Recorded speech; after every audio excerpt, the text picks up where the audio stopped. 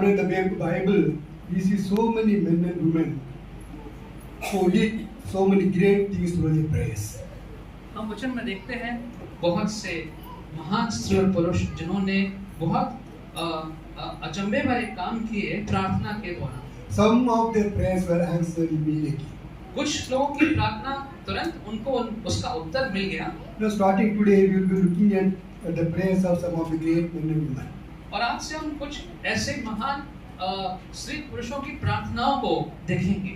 And we try to learn few things from their prayer and prayer life. और उनके प्रार्थना और प्रार्थना के जीवन में से हम कुछ सीखेंगे। Today we are going to look at the prayer of Jehoshaphat. आज हम यहोशापात राजा की प्रार्थना को देखेंगे। Jehoshaphat was the fourth king of Judah after the kingdom broke into two. और जब वो पूरा जो राज्य दो में बट गया था तो चौथा जो राजा था यहूदा का वो यहोशापात था। Second Chronicles chapter 17 says he walked in the ways of his father David. और 17वें अध्याय में लिखा हुआ है कि दाऊद की तरह ही उसका चाल चलन था। And he sought the Lord always.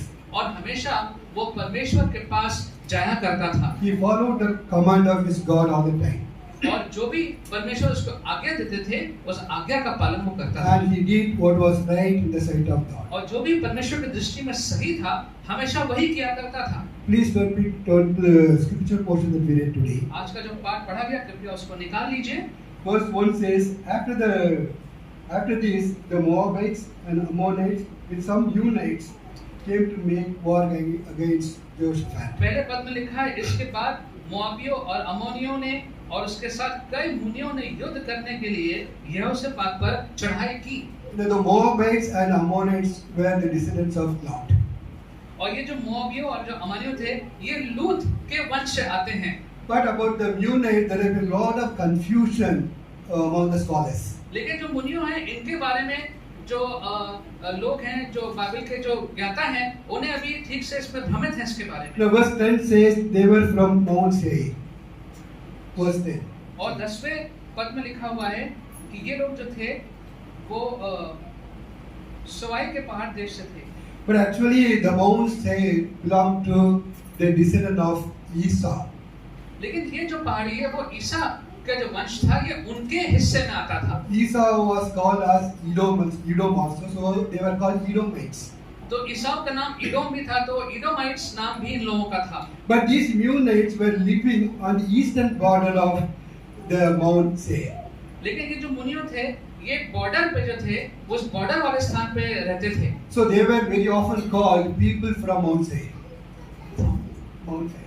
तो माउंट जो सिनाई था इनको कई बार बोला गया कि ये लोग माउंट सिनाई वाले लोग हैं। But Mount Seir. से But they were not Edomites. लेकिन ये लोग इडोमाइट नहीं थे। Some men came and told Jehoshaphat, there is a vast army coming to attack you. कुछ लोगों ने आके यहोशापात से कहा एक बहुत बड़ी सेना आ रही है तुम्हारे ऊपर चढ़ाई करने। And the other side of the sea, that is Edom. और समुद्र के दूसरी तरफ जो है वो इदोम है। They are already in Hazazon Tamar. और वो लोग जो हैं वो हसन तामर तक आ चुके हैं। The vast army is coming from the other side of sea, that is Salt Sea, is also called the Dead Sea. और ये जो समुद्र है इसको डेड सी भी कहा जाता है। They are already in the place called En-Gedi. और एनगेदी नाम के स्थान पर ये पहुंच चुके हैं। That is only 34 kilometers away from Jerusalem. और ये यरूशलेम से केवल 34 किलोमीटर की दूरी पर रह गया था। They were very, very close. बहुत नजदीक आ चुके थे। It was an emergency situation for Jehoshaphat. और ये बहुत आपातकालीन स्थिति थी यहोशापात राजा के लिए। And the situation was beyond him. और ये परिस्थिति उसके नियंत्रण के बाहर थी। It was a huge army. बहुत बड़ी सेना थी। There was no way that he could have met an army in battle. और इस बड़ी सेना का सामना वो नहीं कर सकता था। He knew they would have completely destroyed him. उसको मालूम था कि ये सेना उसको पूरी तरीके से नाश कर देती। Now verse 12 he says, we have no power to face this vast army. 12वें पद में कहता है कि ये जो बड़ी भीड़ है उसमें हमारा तो बस नहीं चलता। He knew the army was very big. ये मालूम था उसको कि ये सेना बहुत बड़ी सेना है। He knew it was beyond his ability to meet this army. और मालूम था कि उसके काबिलियत से बहुत ज्यादा बढ़ के ये सेना है। He was frightened, he was alarmed, and he was worried. वो चिंता में था, डरा हुआ था और बहुत चिंतित था। Then in his worry and fear and disturbance, he did 3 things. और इस चिंता के आलम में, परेशानी में उसने 3 बातें करी That's what we're going to look at today. और वही आज हम देखना चाहते हैं Number 1, he resolved to inquire of the Lord. कि उसने ये दृढ़ निश्चय किया कि वो परमेश्वर से इस बारे में जानकारी लेगा। The first thing he did was to go to the Lord. पहला काम जो उसने किया वो ये किया कि वो परमेश्वर के पास गया। He did not mobilize his army immediately. उसने एकदम से अपनी पूरी सेना को तैयार नहीं किया। According to chapter verse 17, verses 14 and 18, he had 1.1 million men army. और उसके बाद एक समय में 1 मिलियन की बड़ी उसके पास 10 लाख की सेना उसके पास थी। He did not call his army officers to have a meeting and decide what to do. और उसने अपनी सेना के जवानों को ये नहीं बात कि उनको बुला लिया और उनसे विचार विमर्श लेकर क्या करना चाहिए, ऐसा नहीं किया। He did not go to any neighboring country for help. और किसी पड़ोसी देश के पास भी वो मदद लेने नहीं गया। In fact, he had a very good relationship with the king of Israel. जबकि इजराइल के राजा के साथ उसके बहुत अच्छे संबंध थे। Because he got his son married to a king of Israel king's daughter. क्योंकि उसके अपने बेटे की शादी इजराइल के राजा की लड़की से हुई थी। So he had a very good relationship with the king of Israel. इसलिए इजराइल के राजा से उसके बहुत अच्छे संबंध The थे। king of Israel had a huge army. और इजराइल के पास तो बहुत बड़ी सेना थी He could have easily gone and asked for help. और वो बहुत आसानी से जाके उनसे मदद मांग सकता था। But Jehoshaphat resolved to turn to the Lord. लेकिन यहोशापात ने दृढ़ निश्चय किया कि वो परमेश्वर के पास जाएगा। He took his problem and went to the Lord. अपनी समस्या को लेके वो परमेश्वर के पास गया। He did not go to any human being for help. वो किसी भी मनुष्य के पास सहायता लेने के लिए नहीं गया। No, Bible warns us so much against going and trusting man for help. और वचन हमें कितनी बार चेतावनी देता है कि हम मनुष्य के पास बार-बार जा करके भरोसा ना करें। Very often, whenever we face problem, we immediately run to people for help. और जब हमें कभी समस्या आती, हम लोगों के पास दौड़े-दौड़े चले जाते हैं।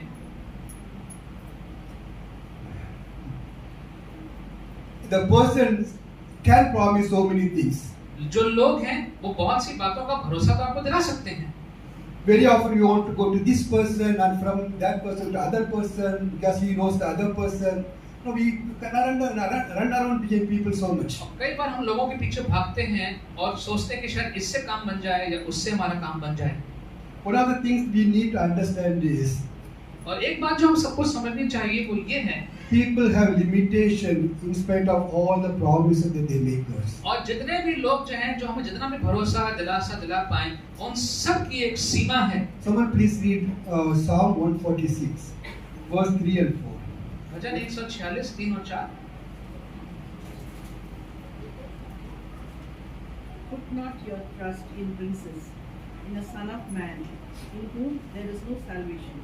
When his breath departs, he returns to the earth. On that very day, his plans perish. Hindi, लोग प्रधानों पर भरोसा न रखना, न किसी आदमी पर, क्योंकि उसमें उद्धार करने की भी शक्ति नहीं। उसका भी प्राण निकलेगा, वह भी मिट्टी में मिल जाएगा। उसी दिन उसकी सब कल्पनाएं नाश हो जाएंगी। You know, human beings have limitations, including the fact they do not even know how long they are going to live. और इंसानों की एक सीमा है और उसमें सबसे बड़ी बात तो यही नहीं मालूम कि कब तक जीवित रहेंगे। But God does not have any limitations. लेकिन परमेश्वर की कोई सीमा नहीं है। He is an eternal and infinite God with infinite resources. अनंत काल का परमेश्वर है और उसके जो स्रोत हैं उसका कोई अंत नहीं है। You know, man's resources are available as long as the man is alive. हमारे जो स्रोत हैं वो तभी तक हैं जब तक हम जीवित हैं। But the God's resources are available as long as we are alive. लेकिन परमेश्वर के जो साधन है वो जब तक हम जीवित हैं हमारे लिए सदैव रहते हैं। Psalm 113:8 and 9 says, "It is better to take refuge in the Lord than trust in man." और भजन में लिखा हुआ है कि परमेश्वर में शरण लेना ज्यादा अच्छा है बजाय कि हम मनुष्य पे भरोसा करें। With man, you may get disappointed. और मनुष्य के साथ हो सकता है हमें निराशा मिल जाए। But with God, you will not get disappointed. लेकिन परमेश्वर के साथ कभी आपको निराशा नहीं मिलेगी। Keep your focus always on God. अपना जो दृष्टि है वो हमेशा परमेश्वर पे बना के रखिए। He will do things on His own way. वो अपने तरीके से कुछ कार्यों को करेंगे। Sometimes he will bring people to help us, and sometimes he may not bring people to help us. कभी कभी वो लोगों को लेके आएंगे हमारे जीवन में मदद करने के लिए, कभी कभी नहीं लेके आएंगे। Still have few friends मेरे अभी भी कुछ मित्र हैं who are our sponsors in the village ministry that we have. और जो गांव हमारा कार्य है उसमें वो लोग मदद करते हैं They help us so much that we are able to bring the school at a higher level. और वो हमारी मदद करते हैं कि स्कूल को हम बड़े स्तर पे लेके आ गए हैं। But after 2021, after this corona, many of them, because of their financial problem, they stopped sending the funds. लेकिन कोरोना के बाद 2021 के बाद से बहुत से जो मित्र हैं वो उनके अपने व्यक्ति समस्याओं के कारण अब वो सहायता नहीं कर पा रहे I हैं। lost many of my sponsors. और बहुत से जो हमारे जो मदद करने वाले लोग थे वित्तीय सहायता, अब उन लोग नहीं रहे। But even while they were sponsoring, my focus was always on God. लेकिन जब वो सहायता कर भी रहे थे तब भी मेरा जो ध्यान था वो परमेश्वर के ऊपर ही था। Now they went away from me, not stopped sponsorship, but still I can trust God without any problem, not getting disappointed. और भले ही अब मनुष्य के द्वारा वो वित्तीय सहायता नहीं मिल पा रही है, लेकिन मेरा भरोसा परमेश्वर पे है क्योंकि वो हमारी सहायता करता है। If I had focused my eyes on those sponsors and their sponsorship, now I will be going through a lot of fear and trembling. और अगर मेरा ध्यान सिर्फ उन मनुष्यों पे होता, उनकी सहायता पे होता, तो अब इस समय पे मैं बहुत समस्या से गुजर रहा So होता। focus your eyes always on God. You will never get disappointed. इसलिए अपने दृष्टि को, नजर को हमेशा परमेश्वर पे बना के रखिए, कभी भी आपको निराश नहीं करेंगे। God may bring so many ravens in our life as He did for Elijah. और हो सकता है परमेश्वर बहुत सारे उन पक्षी को लेके आ जाए जैसे वो एलिजा के पास लेके आए थे, But they are all temporary. लेकिन ये जो है वो अस्थायी है। Someday they might fly away. कभी कभी हो सकता है वो उड़ जाए। But God is the only source that is always reliable and certain and permanent. लेकिन परमेश्वर एक ऐसा स्रोत है जिस पर भरोसा कर सकते हैं, जो सदैव हमारे साथ रहेगा। So we should always focus our eyes upon God and God alone. इसलिए हमेशा अपना ध्यान केवल और केवल परमेश्वर पे लगा के रखें। Here Jehoshaphat did not go to any human being. He turned to the Lord with all his problems. यहाँ पे यहोशापात किसी मनुष्य पे नहीं किया, लेकिन वो परमेश्वर की ओर उसने अपना रुख किया। He took the problem and went to the Lord. वो अपनी समस्या को लेके परमेश्वर के पास गया। The second thing he did was to proclaim a fast. जो दूसरा काम उसने किया, उसने एक उपवास की घोषणा करी। What is fasting? और उपवास क्या होता है? Fast is willingly skip 1 or 2 meals a day and be in the presence of God. और इसका मतलब है कि हम अपने इच्छा से एक या दो जो खाने हैं वो ना खा के और परमेश्वर की उपस्थिति में बने रहें। It's not a blackmail. और इसका मतलब ये नहीं कि हम परमेश्वर का फायदा उठाएं। When the politician uses it, it's a blackmail. और ऐसा लगता है कि जैसे हम परमेश्वर का फायदा उठा रहे हैं। When the children use it against their parents, it's a blackmail. और अगर कोई बच्चे कभी ऐसी बात करें तो हमें लगता है कि हम बच्चे हमारा फायदा उठा रहे हैं। Sometimes even husband and wife blackmail each other. कभी-कभी पति पत्नी भी दूसरे का फायदा उठाते हैं। But biblical fasting is not a blackmail. लेकिन जो वचन में जो लिखा हुआ है उपवास को ऐसा नहीं है। You cannot blackmail God. आप परमेश्वर को इस प्रकार से फायदा नहीं उठा You सकते। cannot go and tell God, unless you do this for me, I will not eat. और परमेश्वर साहब ये नहीं कह सकते कि जब तक प्रभु आप ऐसा नहीं करेंगे तब तक मैं खाना नहीं खाऊंगा। That won't help. उससे नहीं होगा। Yeah, that is not a fasting the Christians observe. क्योंकि ऐसा उपवास जो है वो मसीह उपवास नहीं Someone है। please read Psalm 35 verse 13. Psalm 35 verse 13. वचन 35 और 13।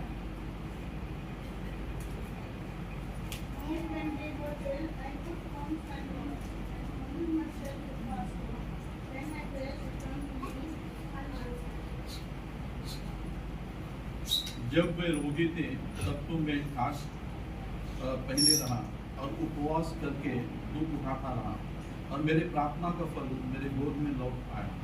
For he says, I humbled myself by fasting. मैंने अपने आप को दीन बनाकर और मैंने I उपवास किया। humbled myself with fasting. मैंने अपने आप को दीन बना करके उपवास किया। That is what the meaning of Christian fasting. और ये मसीह उपवास का मतलब ये होता है। We humble ourselves before God when we fast. हम प्रभु के सामने अपने आप को दीन कर लेते हैं जब उपवास करते You हैं। know, there was a king called Ahab. एहाब नाम का एक राजा था। He was the most wicked king of Israel. इस्राएल का सबसे दुष्ट राजा था। One day God sent the prophet Elijah और एक दिन परमेश्वर ने एलिजा नबी को उसके पास भेजा and told him all the calamities that he is planning to bring on Ahab and his family. और एहाब उसके परिवार पे सारी क्या-क्या परेशानी आने वाली है ये जाके एलिजा ने उसको बताया। When Ahab heard this God's voice, God's words, he tore his clothes put on sackcloth and fasted and went around meekly. और उसके बाद जब पता लगा तो उसने फिर अपने कपड़ों को फाड़ दिया और उसने फिर उपवास की घोषणा करी अपने लिए। Then word of God came to Elijah and said, "Have you noticed Ahab and the way he walks around?" और फिर एलिजा को परमेश्वर ने कहा कि तुमने अहाब को देखा है किस प्रकार से वो इस वक्त वो घूम रहा है? Have you noticed Ahab has humbled himself before me? क्या देखा कि अहाब ने कैसे अपने आप को दीन करके मेरे सामने अब वो कैसा घूम रहा है? Now I will not bring the disaster I planned on his time, but I will do it on his children's time. अब मैं वो जो समस्या है अब मैं उसके ऊपर नहीं, लेकिन जो उसके आगे अगला जो उसका वंश होगा उस पर ये समस्या आएगी। When God says, "Have you seen or have you noticed?" What does it mean? God says, "I have seen what He has done." He has humbled Himself. जब परमेश्वर कहते हैं कि मैंने देखा है, इसका मतलब परमेश्वर देख रहे हैं कि जो मनुष्य है वो क्या कर रहा है। When you humble yourself before God, God notices it.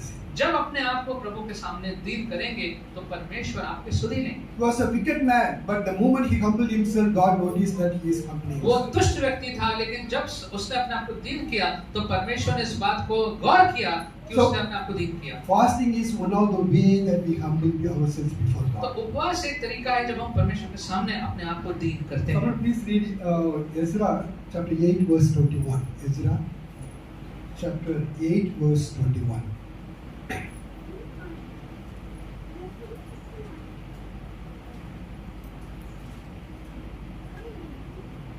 Then I proclaimed a fast there at the river of Ahava, that we might humble ourselves before our God, to seek from Him a safe journey for ourselves, our children, and all our goods.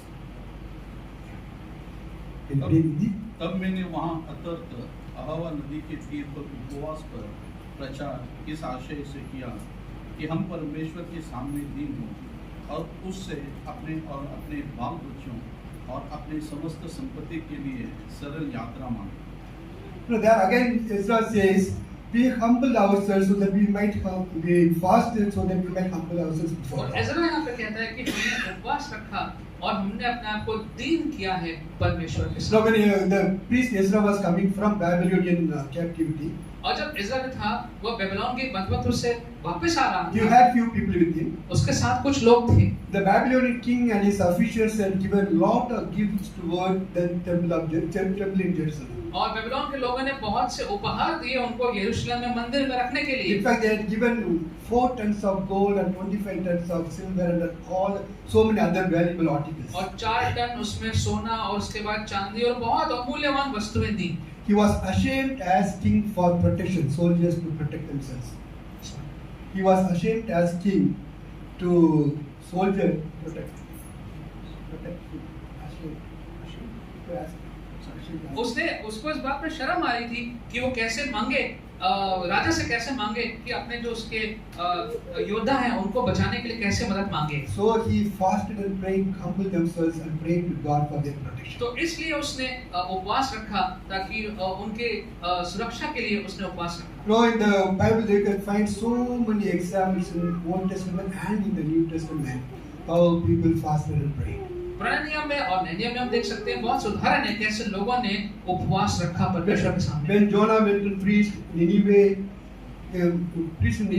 the king and the whole kingdom fasted and prayed as God's message. जब योना गया निनिवे में प्रचार करने तो पूरा पूरे राज्य ने वहाँ पे उपवास रखा।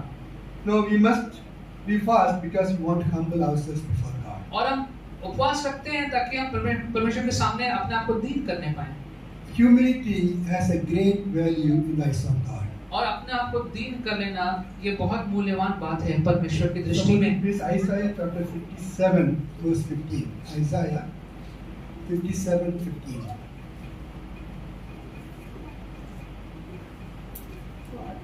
For thus says the one who is high and lifted up, who inhabits eternity, whose name is holy. I dwell in the high and holy place, and also with him who is of a contrite and lowly spirit, to revive the spirit of the lowly and to revive the heart of the contrite. क्योंकि जो महान और उत्तम और सदैव स्थिर रहता है और जिसका नाम पवित्र है वह योग कहता है मैं ऊंचे पर और पवित्र स्थान में निवास करता हूँ और उसके संग में रहता हूँ जो खेदित और नम्र हैं, कि नम्र लोगों के हृदय और खेदित लोगों के मन को हर्षित करूँ।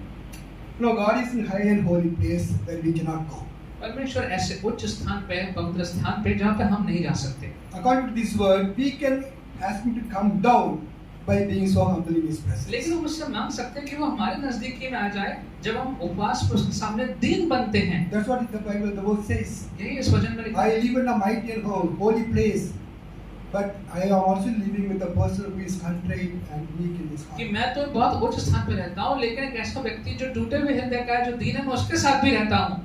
So we can actually make God to come dwell with us and dwell among us by being so humble in His तो presence. परमेश्वर हमारे साथ रह सकते हैं जब हमारा हृदय जो है वो दीन बन जाता है। You know, Jesus fasted 40 days before He faced the devil.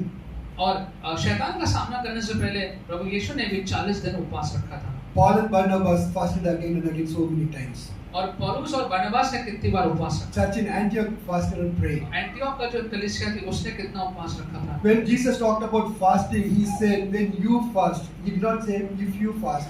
He said, when you fast. और परमेश्वर ने कहा कि जब तुम उपवास रखो तब। He did not say, if you fast. ये नहीं कहा कि अगर उपवास रखो So तब। He made it out to be like a normal thing to fast. हो सकता है कि बहुत सामान्य सी बात लगे, उसने ऐसा दिखाया कि ये बहुत सामान्य बात है उपवास रखना। I am talking so much about fasting today. आज मैं उपवास की बहुत बात कर रहा हूँ Because some of us do not even fast and we don't even understand why we need to fast. क्योंकि कुछ लोग जो हैं वो उपवास का मतलब भी नहीं समझते क्यों उपवास रखना We चाहिए। do have a fasting prayer on Saturday at 4 o'clock, but we don't fast. और शनिचर को हमारे पास एक होती है उपवास की प्रार्थना, लेकिन उसमें उपवास नहीं रखते हैं। But it is part of the Christian life. लेकिन ये मसीह जीवन का हिस्सा है। You are not doing something extraordinary when you fast. और आप उपवास करके कोई बहुत बड़ा महान कार्य नहीं कर रहे It's हैं। a normal Christian life behavior in your day-to-day life. ये एक सामान्य मसीह जीवन का हिस्सा है उपवास को रखना। People prayed for so many different things in the Bible. और बाइबल में लोगों ने अलग-अलग बातों के लिए प्रार्थना करी They also fasted for so many different things. और अलग-अलग बातों के लिए बहुत से उपवास भी रखा। So Jehoshaphat fasted for deliverance. और यहोशापात ने इसलिए उपवास रखा कि छुटकारा मिलने पाए। Nehemiah fasted to get favor from the eyes of the king. और नेहमाया ने उपवास रखा कि राजा की ओर से उसको वहां से उसको अच्छा वहां से बात मिलने पाए। Ezra fasted for protection. और इज़रा ने उपवास रखा कि उसको सुरक्षित मिलने पाए। Nineveh fasted for God's mercy. और निनवे ने पूरा प्रार्थना उपवास रखा कि परमेश्वर की कृपा मिलने पाए। Jesus fasted before meeting the devil. और शैतान से सामना करने से पहले यीशु ने भी उपवास रखा। Church in Antioch prayed for God's guidance. Antioch का जो कलीसिया थी उसने प्रार्थना करी कि उपवास रखा कि परमेश्वर का मार्गदर्शन मिलने पाए। Paul and Barnabas prayed fasted for God's favor on the elders.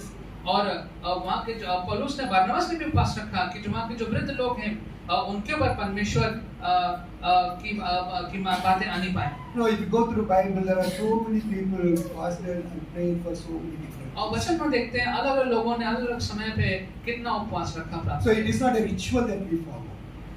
ये कोई एक रीति नहीं है, रिवाज नहीं है जो हम करते हैं। Christian fasting is not a ritual.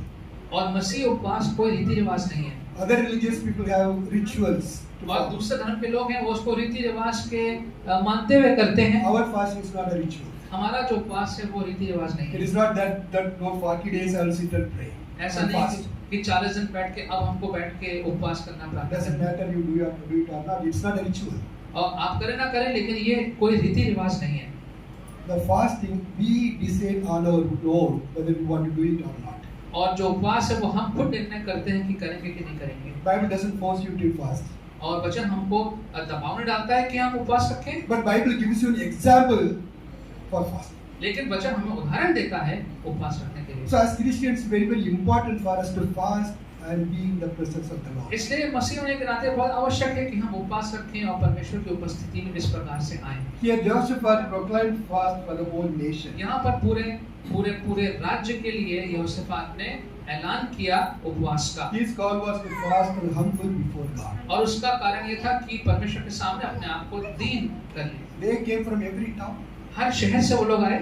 Now verse 13 says, all men of Judah with their wives and children and the little ones stood before the Lord. कि सब यहूदी अपने अपने बाल बच्चों, स्त्रियों, पुरुषों समेत यहोवा के सम्मुख खड़े हो गए। What a sight it must have been. और ये क्या नजारा रहा होगा। They even brought the little ones to stand before the Lord. और छोटे बच्चों को भी ले आए प्रभु के In सामने। the family, when you have family prayer time, we let the children sleep. और जब परिवार में प्रार्थना समय होता है तो बच्चों को सुला देते हैं। We think the children are too small to understand about the prayer. हमें लगता है कि बच्चों बहुत छोटे हैं, ये प्रार्थना के बारे में क्या समझेंगे। Children should be there when you have the family prayer. बच्चों को होना चाहिए जब हम प्रार्थना करते हैं। They should know why you are there, what are you doing with God. उनको पता होना चाहिए कि वहाँ पे हम क्या कर रहे हैं, क्यों प्रार्थना कर रहे You हैं। cannot avoid children, even if it is a small child, make them sit with you. अगर छोटा बच्चा भी तब भी उसको प्रार्थना में बैठना चाहिए। That's what the kingdom Judah did. यही यहूदा राज्य ने किया। All the men and women with their young and old, the little ones, the Bible mentioned little ones were there. और लिखा हुआ है कि सब बाल बच्चे, स्त्री, पुरुष सब यहोवा के सम्मुख खड़े हो गए। The third thing he did was जो तीसरा बात उसने करी वो ये, pray. He prayed. उसने प्रार्थना की। You know, it is one of the most beautiful prayers in the Bible. और बहुत ही सुंदर प्रार्थना उसने करी। Only when we talk about the prayer, it will take at least more than 1 or 1.5 hours. We can just talk about this prayer. अगर इस प्रार्थना को देखें तो 1 घंटा तो आप शायद इस प्रार्थना के बारे में ही बात कर Yes, सकते when हैं। I was preparing, there are so many things came into my mind. If I put everything, the time would not be there. और जब मैं तैयार कर रहा था इतनी सारी बातें मेरे मन में आई, अब इतना समय नहीं है इन सारी बातों को So it's a देखने very, का। very beautiful prayer. When you go home, please sit and eat and meditate upon it. बहुत सुंदर प्रार्थना है, घर जाके आप इसको बैठ के अवश्य पढ़िएगा। But I have taken only few things, what he did in his prayer. और उसकी प्रार्थना में कुछ बातें जो उसने करी, मैं कुछ बातों को आपके सामने रखना चाहूंगा। He did 3 things in his prayer. अपने प्रार्थना में उसने 3 बातें करी। Number 1, he acknowledges the greatness of God. पहली बात तो ये, उसने इस बात को माना कि परमेश्वर कितना महान है। He says, "Are you the God in heaven? Are you not the God of heaven?" और उसने ये कहा, क्या तुम स्वर्ग के परमेश्वर नहीं हो? You rule over the nations. और ये कहा कि तुम जो हो वो सारे राज्यों के ऊपर तुम राज्य करते हो। Power and might are in your hand. और ये कहा कि सारा सामर्थ जो है, प्रभुता जो है वो तेरे हाथ में है। In other words, what he says is, you are the God of heaven and earth. और दूसरे शब्दों में कि स्वर्ग और पृथ्वी का जो परमेश्वर हो, मालिक तुम ही हो। You are the sovereign, the sole ruler of the universe. और तुम एकमात्र अकेले परमेश्वर हो इस पूरे ब्रह्मांड के। You rule over the heaven and earth. और स्वर्ग, आसमान, जमीन पे तुम्हारा ही राज्य है। You are so powerful and mighty that nothing can stand against you. और तुम इतने महान हो कि तुम्हारे विरोध में कोई भी खड़ा नहीं हो सकता। You know, as Christian, one of the things that we need to understand is and acknowledge is that God whom we worship is the God, sovereign God. और एक बात हमें जो मानना चाहिए मसीह होने के नाते कि जिस परमेश्वर की हम आराधना करते हैं वो हमारा अकेला महान परमेश्वर है। He is not only the sovereign in the universe, He is also sovereign in our lives. और वो अकेला एकमात्र परमेश्वर ब्रह्मांड का ही नहीं, हमारा भी अकेला एकमात्र परमेश्वर है। If He is sovereign in my life, in our lives, or if He has given the sovereignty over His life, over our lives, then we have nothing to fear. और अगर वही एकमात्र भरोसेमंद परमेश्वर हमारे जीवन का है तो फिर हमें किसी और बात से डरने की आवश्यकता नहीं। If He is sovereign in our lives, nothing can go beyond His control. अगर वो एकमात्र परमेश्वर हमारे जीवन का है तो फिर उसके नियंत्रण से बाहर बात कहीं और नहीं जा सकती। Here, Jehoshaphat not only acknowledges the fact that God is Almighty or sovereign in the universe, और यहाँ हम देखते हैं कि यहोशापात ने इस बात को केवल यही नहीं माना कि परमेश्वर जो है वो एकमात्र परमेश्वर है और महान परमेश्वर he है, also accepts the fact that He is sovereign in His own life. उसने ये भी माना कि उसके अपने जीवन में भी परमेश्वर है वो अकेला एकमात्र परमेश्वर है। Second thing He did in His prayer is जो दूसरा कार्य उसने अपनी प्रार्थना में किया वो ये किया, He acknowledges that God is eternal. उसने ये माना कि परमेश्वर जो है वो अनंत काल के परमेश्वर हैं। Verse 7 he says, "Did you not drive the inhabitants of this land before your people Israel?" और 7वें पद में कहा, हे हमारे परमेश्वर, क्या तूने इस देश के निवासियों अपनी प्रजा इजराइल के सामने से निकालकर इन्हें अपने मित्र इब्राहिम के वंश को सदा के लिए नहीं दे दिया? You know, this happened 500 to 600 years before. ये 500-600 साल पहले की घटना है। When God brought Israelites, He chased all the nations from the place and settled these people in that place. और जब परमेश्वर इस्राएलियों को लेके आए उस स्थान पे और बाकी सब लोगों को वहां से उन्होंने भगा दिया था। It happened 500 to 600 years ago. 500-600 वर्ष पहले की बात है। He was not there when it happened. He was not there when it happened. और ये सब जब हुआ तो उस वक्त यहोशापात वहां पे नहीं था, He only read about it or heard about it. या तो उसने सुना या पढ़ा होगा इसके बारे में, But he had absolutely no doubt about what he heard or read. लेकिन जो उसने सुना और जो पढ़ा इसके बारे में उसे कोई संदेह नहीं था। And also he has absolutely no doubt the God whom he is worshipping at that present is the same God who was there 560 years. और ये भी उसको संदेह नहीं था कि जिस परमेश्वर की वो आराधना कर रहा है 500-600 वर्ष पहले भी वही परमेश्वर पहले भी थे। He knew exactly 500 years ago, so the God who was there is with him now. और मालूम था कि वही परमेश्वर है जो 500-600 वर्ष पहले था, वही परमेश्वर आज भी उसके साथ है। Then he says in verse 12, will you not judge them? उसके बाद 12वें पद में उनसे कहता है कि क्या तुम उनका न्याय नहीं करोगे? Lord, you were there 600 years ago. कि प्रभु तू 600 वर्ष पहले उनके साथ था Now you are the God in the heaven. और अब तू परमेश्वर अपने स्वर्ग में है And you will be there in my future. Will you not judge them? और तू आगे भी रहेगा, तो क्या तू इनका न्याय नहीं करेगा? He acknowledged the fact that God whom he is worshipping is eternal God. और उस बात को मान रहा है कि जिस बात परमेश्वर की वो आराधना कर रहा है वो अनंत काल का परमेश्वर He है। knew God was there 500-600 years ago. उसको मालूम है कि 6 वर्ष पहले भी परमेश्वर वहां पे थे। He knew God is the God of heaven and earth at that moment. ये मालूम था कि उस क्षण में भी स्वर्ग पृथ्वी का जो परमेश्वर है वो परमेश्वर ही है। And he knew the God will be there, so he's asking, will you not judge them? और वो कह रहा है कि आने वाले समय में भी परमेश्वर होगा, तो पूछता है कि क्या तू उनका न्याय नहीं He करेगा? knew his God is always there. उसको मालूम था कि उसका परमेश्वर सदैव रहता है। No, today we are worshiping the same God.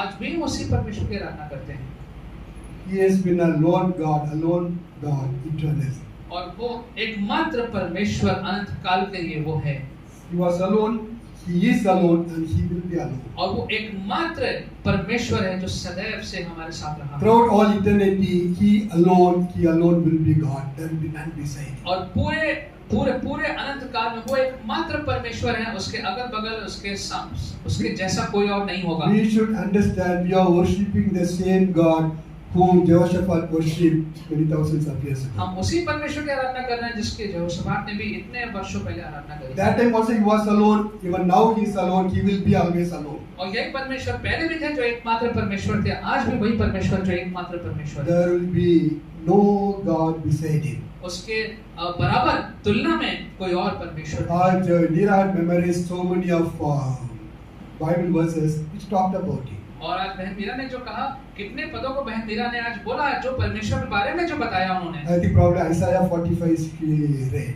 और शायद यशायाह में से पढ़ा था आपने। If you read Isaiah 45, 43 to 45, 43 to 45, 46, you see so many verses which says God is alone. और यशायाह 43 से आगे तक पढ़ेंगे आपको कितने पद मिलेंगे जहाँ लिखा हुआ है कि परमेश्वर एकमात्र परमेश्वर है। The third thing he did in his prayer was जो तीसरा काम उसने प्रार्थना में किया वो ये surrendered his problem to God. उसने अपनी सारी समस्याओं को परमेश्वर के हाथों में दे दिया। Someone read please verse 12. O our God, will you not execute judgment on them? For we are powerless against this great horde that is coming against us. We do not know what to do, but our eyes are on you. ये हमारे परमेश्वर, क्या तू उनका न्याय ना करेगा? या जो बड़ी भीड़ हम पर चढ़ाई कर रही है उसके सामने हमारा तो बस नहीं चलता और हमें कुछ सोचता नहीं कि क्या करना चाहिए, परंतु हमारी आंखें तेरी ओर लगी हैं। I got no power to face this huge problem, huge army. हमारा तो बस नहीं चलता इस महान सेना के सामने। I don't know what to do. मुझे नहीं मालूम कि क्या करें। My eyes are on you. मेरी आंखें तेरी ओर लगी हुई हैं। Three most beautiful sentences that we could use when we face problems. और तीन बड़े सुंदर विचार हम प्रयोग कर सकते हैं जब समस्या का सामना करते हैं। And it's a beautiful prayer. बहुत सुंदर प्रार्थना है। I have no power. मेरे पास कोई सामर्थ्य नहीं है। I don't know what to do. मुझे नहीं मालूम है क्या करूं। My eyes are on you. मेरी आंखें तेरी ओर लगी हैं। Now it's beautifully done. बहुत सुंदर तरीके से इसको किया गया। When you face situation beyond your control, these are the words that you can use. Personally, you can use in your life. जब ऐसी परिस्थितियों के सामने आते हैं जो हमारे नियंत्रण के बाहर हैं, इन सुंदर विचारों का प्रयोग करें। Just let your open your hand and go. अपने हाथ को खोलें और उस समस्या को जाने दें। And tell him, Lord, I am giving my problem to you. My eyes are on you. प्रभु मैं अपनी समस्याओं को आपको दे रहा हूँ, मेरी आंखें आपकी ओर लगी हुई हैं। No, we see a complete surrender in Jehoshaphat. हम देखते हैं यहोशापात ने पूर्ण रूप से अपने आप को समर्पित कर दिया। He was like literally taking his problem and handing over to God. जैसे कि उसने अपनी समस्या को प्रत्यक्ष रूप से लेकर के प्रभु के हाथों में सौंप दिया। The beautiful thing is, the moment he surrendered his problem to God, it became God's problem. और सुंदर बात यह कि जैसे उसने अपनी समस्या को प्रभु के हाथों में दिया, अब वो परमेश्वर की समस्या बन गई। God spoke through a man called Jehaziel immediately as soon as he finished praying, to even win the prayer. और जहज़ियल नाम के व्यक्ति से उस प्रार्थना के दौरान ही परमेश्वर ने उससे बातचीत करी। Someone read please verse 15. And he said, listen, all Judah and inhabitants of Jerusalem and King Jehoshaphat, thus says the Lord to you, do not be afraid and do not be dismayed at this great order, for the battle is not yours but God's. और वो कहने लगा, ये सब यहूदियों, ये यरूशलेम के रहने वालों, ये राजा यहोशापात, तुम सब ध्यान दो, यहोवा तुमसे क्यों कहता है, तुम इस बड़ी भीड़ से मत डरो और तुम्हारा मन कच्चा न हो, क्योंकि युद्ध तुम्हारा नहीं परमेश्वर का है। Now it's a beautiful word from God. और परमेश्वर की ओर से बहुत सुंदर शब्द हैं ये। He was afraid and frightened and went through a lot of worries. बहुत डरा हुआ था, बहुत चिंताओं से गुजर रहा था।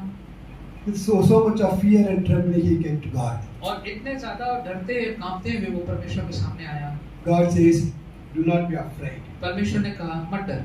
Do not be discouraged because of this vast army.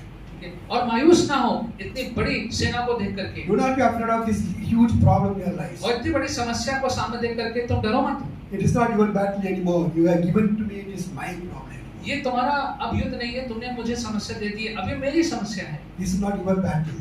ये तुम्हारा युद्ध नहीं है। This is my battle, my problem. ये मेरे समस्या है, ये मेरा युद्ध है।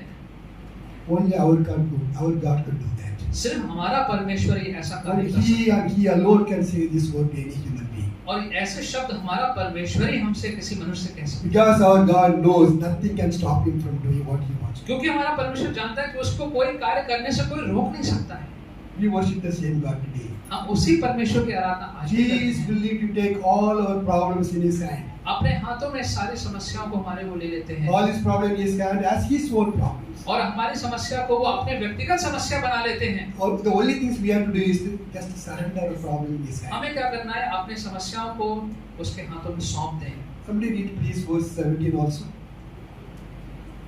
You will not have to fight this battle. Take up your position, stand firm, and see the deliverance of the Lord will give you, Judah and Jerusalem. Do not be afraid. Do not be discouraged.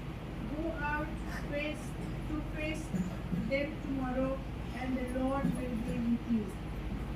इस लड़ाई में तुम्हें लड़ना ना होगा, ये यहूदा और ये यरूशलेम ठहरे रहना और खड़े रहकर यहोवा की ओर से अपना बचाव देखना, मत डरो और तुम्हारा मन कच्चा ना हो, कल उनका सामना करने को चलना और यहोवा तुम्हारे साथ रहेगा।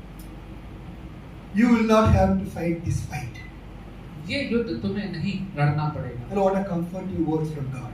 और कितने ज्यादा जो शब्द हैं ये हमें शांति देते हैं। This is what God will tell us when we hand our problem in his hand. जब हम परमेश्वर को अपनी समस्या देते हैं तो यही शब्द हमें भी परमेश्वर को कहेंगे You don't need to fight your life's battle all alone. कि तुम्हें अकेला आवश्यकता नहीं है कि तुम अपने जीवन के युद्ध का सामना करो। That's what God is trying to tell us.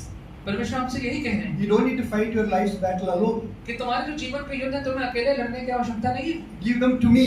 मुझे दे दो, Give them to me. मुझे दे दो, And I will fight for you. मैं तुम्हारे लिए तुम्हारी ओर से लड़ूंगा। But let this sink deep in our hearts. ये हमारे जीवन में हृदय में गहराई से बात बैठ जाए। When you go through problem and difficulties, जब समस्याओं से गुजरते हैं you are not alone. आप अकेले नहीं हैं। There is somebody who is willing to take your problem as his problem and help you fight your कोई है battle. जो अपने हमारी समस्याओं को ले सकता है और अपनी समस्या बना करके हमारी ओर से लड़ सकता है। The only thing he is asking us to do is, और एकमात्र काम जो हमसे वो अपेक्षित है जो he करना है, said, take up your position and stand firm. कि तुम अपना स्थान पे खड़े रहो, Give me all your problems, सारी समस्याएं मुझे दे दो, and you take up the position of faith and stand firm in it. और फिर विश्वास में खड़े होकर के बस तुम रुके रहो, Take a position of faith in your life, और विश्वास के साथ तुम रुके रहो, and give your problem to God. और अपनी समस्याएं मुझे दे दो, Completely believing God will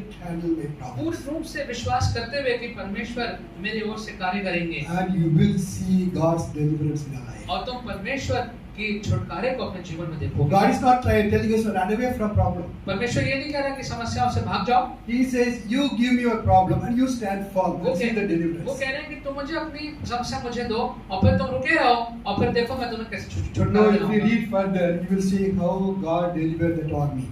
आगे आप पढ़ेंगे तो आप देखते हैं कैसे परमेश्वर ने उनको छुटकारा दिलाया, Probably it was the only army when went into the battlefield in singing.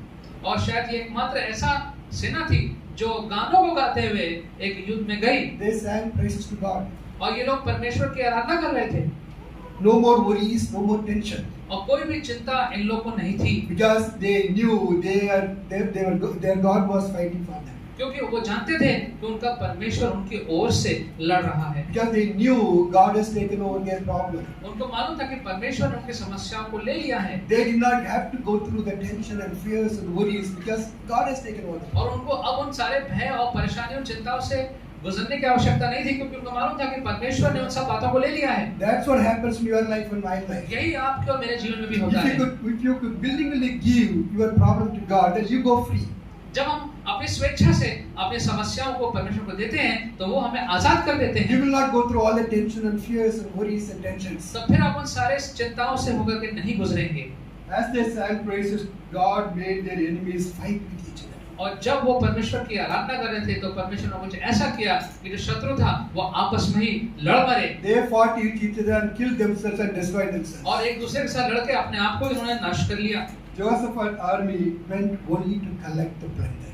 और जोहरा की जो सेना थी वो गई वहां पे सिर्फ जो लूट का बचा हुआ सामान था बस वो लेने गई, They took 3 days to collect the plunders. और 3 दिन लग गए उनको उनका सारा सामान बटोरने में, Their fear turned into blessing. और उनका जो भय था वो तो एक आशीष में परिवर्तित हो गया। All because he was willing to commit his problem to God. इसलिए केवल इसलिए क्योंकि उसने अपनी समस्या को परमेश्वर को देने का इच्छुक था। You are worshiping the same God. उसी परमेश्वर की हम भी आराधना करते हैं। If you can willingly give your problem to God, अगर हम अपनी स्वेच्छा से अपनी समस्याओं को परमेश्वर को दे सकते हैं, I can assure you it will end in blessings and blessings. मैं आपको दिलाता हूँ भरोसा कि इसका अंत में आपके ऊपर केवल परमेश्वर की आशीष All he आएगी। did was to turn to God when they face the problem. केवल ये करना है कि जब समस्याएं आती हैं तो परमेश्वर की ओर रुख कर लेना है And surrender the problem in God's hand. और वो सारी समस्या परमेश्वर के हाथों में सौंप दें। Remember this when you face problems. और इन बातों को याद रखिए जब समस्या से गुजरते हैं, Instead of turning to man, turn to God. और बजाय मनुष्य की ओर जाने के परमेश्वर की ओर जाइए, And in faith, surrender your problem to और God. विश्वास में होकर के परमेश्वर को अपनी ये सारी समस्या दे Because दीजिए, our God is sovereign. क्योंकि हमारा परमेश्वर एकमात्र परमेश्वर है। Our God is the sole ruler of the universe. वो एकमात्र हमारे पूरे ब्रह्मांड का राजा है, And power and might belongs to our God. और पराक्रम जो है वो हमारे परमेश्वर का है। And the most beautiful thing is, He is a prayer answering God. और सबसे सुंदर बात ये है कि वो हमारा तो प्रार्थनाओं का उत्तर देने वाला परमेश्वर है। Let's pray. आइए प्रार्थना करें। Father God, we thank you for these very beautiful and assuring words that we have read and heard this morning. हम धन्यवाद करते हैं प्रभु इस बहुत ही ज़्यादा भरोसा दिलाने वाले एक शब्दों को, and we thank you Lord that in such a difficult circumstances of King Jehoshaphat you led him beautifully to victory. इतनी ज़्यादा चिंता से भरी हुई भयानक परिस्थिति में भी आपने जेहोशाफात को एक सुंदर तरीके से आपने उसकी अगुवाई करी Lord.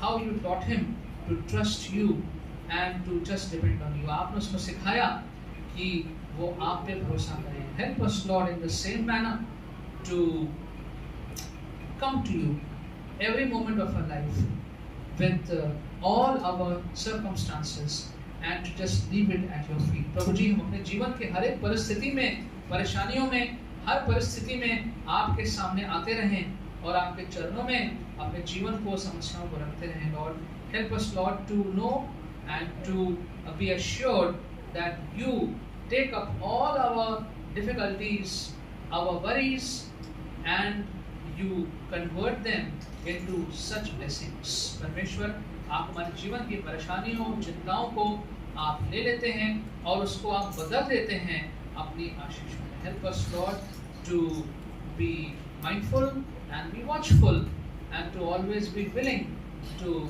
commit ourselves and our life circumstances at your feet. प्रभु जी, हमेशा हम उग्र रहें, जागरूक रहें और हमेशा इच्छुक रहें कि अपने जीवन की सारी परिस्थितियों को हम हमेशा आपके हाथ में सौंपते रहें। In Jesus' name. Amen.